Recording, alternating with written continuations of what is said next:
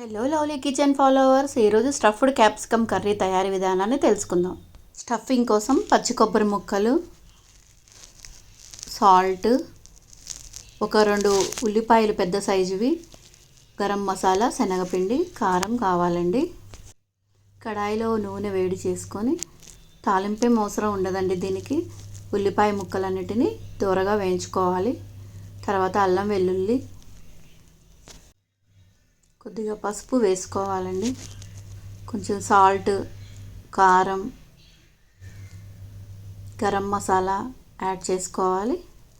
ఈ మసాలా మొత్తం కూడా మంచిగా కలిసేటట్టు వేయించుకోవాలండి. ఒకసారి మనకి ఉల్లిపాయ మెత్తపడితే సరిపోతుందండి. ఇందాక పచ్చి కొబ్బరి తీసుకున్నాం కదండి, దాన్ని మొత్తం తురుముకొని ఈ మిశ్రమంలో వేసి వేయించుకోవాలి మరొక్కసారి. ఇప్పుడు మనం దీనిలోకి ఒక 5-6 స్పూన్ల శనగపిండిని యాడ్ చేసుకోవాలండి. ఇది చాలా టేస్టీగా ఉంటుందండి ఈ కర్రీ. ఒకసారి ట్రై చేసి చూడండి. మీకు క్యాప్సికమ్స్ కనబడితే ఈ కర్రీయే చేసుకోవాలనిపిస్తుందండి, అంత రుచిగా ఉంటుంది. కొద్దిగా కొత్తిమీరని యాడ్ చేసుకొని చల్లారనిద్దాము. ఇప్పుడు క్యాప్సికమ్ అన్నిటిని తీసుకొని వీటిని మనం ఒకవైపు కట్ చేసుకోవాలండి. ఈ విధంగా చూపించినట్టు కట్ చేసుకొని లోపల గింజలన్నిటినీ తీసేయాలి.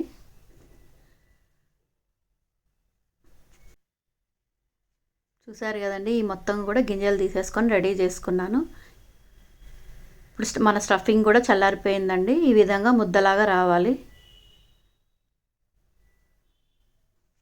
ఇప్పుడు మనం దీన్ని ముందుగా రెడీ చేసి పెట్టుకున్న క్యాప్సికంలోకి మొత్తం ఫిల్ చేసుకోవాలండి.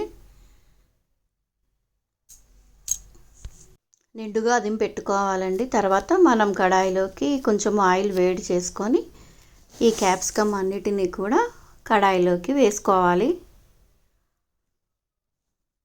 కొద్దిగా ఆయిల్ ఎక్కువగానే పడుతుందండి ఈ కర్రీకి. వీటి అన్నిటినీ మీడియం ఫ్లేమ్లో వేయించుకోవాలి మనం. నేను చూపించిన విధంగా మొత్తాన్ని కూడా ఈ విధంగా సెట్ చేసుకోవాలి. ఒక 5 నిమిషాలు మూత పెట్టి వదిలేద్దామండి. తొందరగానే మగ్గిపోతాయి ఇవి. చూసారు కదండి, ఇప్పుడు ఒకవైపు మొత్తం కూడా క్యాప్సికమ్స్ మగ్గిపోయాయి. ఇప్పుడు రెండో వైపు మనం వీటన్నిటిని కూడా నిదానంగా టర్న్ చేసుకుందాము. స్టఫింగ్ ఊడిపోకుండా జాగ్రత్తగా టర్న్ చేసుకోవాలండి. చూసారు కదా, ఈ విధంగా రెండు వైపులా కూడా మగ్గిపోయాయి.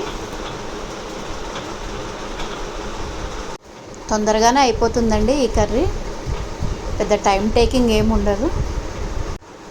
ఒక బౌల్లోకి తీసుకొని సర్వ్ చేసుకోవటం. ఈ వీడియో నచ్చినట్టయితే లైక్ చేసి సబ్స్క్రైబ్ చేయండి. Thank you.